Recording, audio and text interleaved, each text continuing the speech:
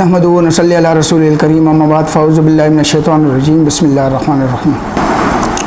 सबसे पहले मैं इन्फो टीवी का शुक्रिया अदा करता हूँ कि उन्होंने आम आवाम के लिए ये जो इन्फॉर्मेशन का एक सिलसिला शुरू किया है और उनको लीगल इन्फॉर्मेशन के साथ साथ दीगर इन्फॉर्मेशंस भी दी जा रही हैं।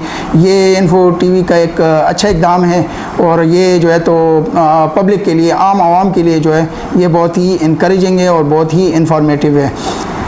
आज मुझे जो टॉपिक दिया गया है और जिस टॉपिक पे हम आज बात कर रहे हैं वो है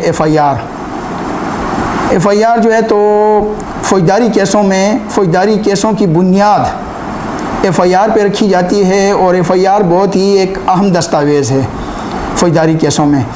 अब एफ़आईआर क्या होती है, एफ़आईआर क्या है?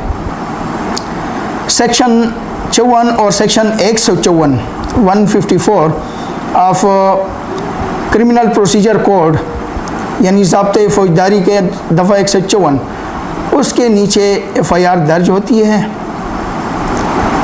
एफ़आईआर मजमूआ होता है, एक दस्तावेज़ होती है जिसमें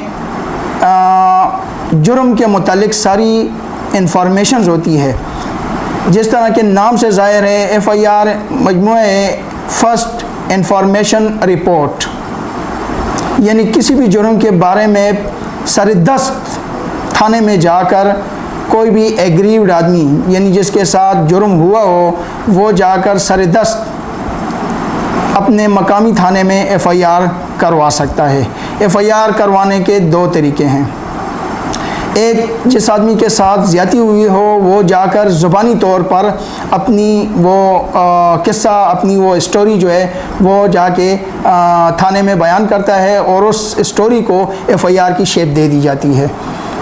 दूसरी जो एफ़आईआर दर्ज करने की दूसरी जो किस्म है वो है रिटन एप्लीकेशन, कि एक आदमी के साथ जो ज़्यादती हुई है या कोई जुर्म सरज़द हुआ है तो वो उस कहानी को अपने अल्फाज में लिख कर जाकर थाने में दे देता है, जिस पर फिर थाने के मुतल्लिका हुकाम एफ़आईआर में कन्वर्ट करते हैं। ये दो तरीके हैं। इसके अलावा एक तीसरा तरीका है, लेकिन वो बाद का प्रोसेस है।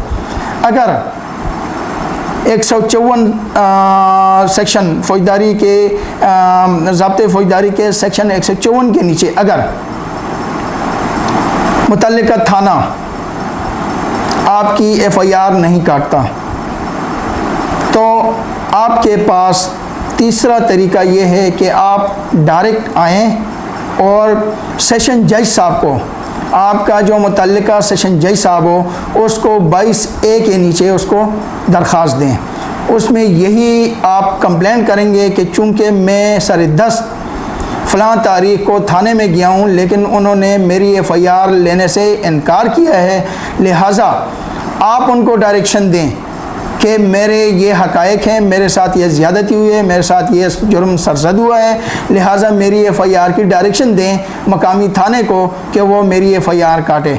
22A के तहत आप सेशन जज साहब को दरख्वास्त दे सकते हैं। इसके बाद एफ़आईआर होने के बाद फ़ौजदारी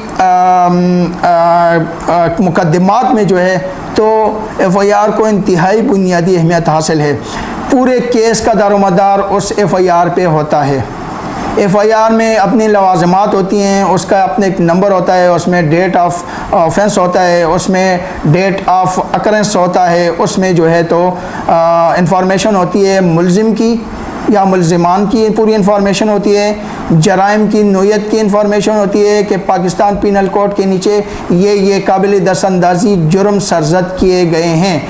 ये सारी इंफॉर्मेशन एफ़आईआर में दर्ज होती है। कंप्लेनेंट का मुकम्मल एड्रेस होता है, कंप्लेनेंट का जो है पूरा बायोडाटा उसमें दिया जाता है। एफ़आईआर जो है तो वो बुनियादी अहमियत हासिल है और एफ़आईआर जो है तो वो क्रिमिनल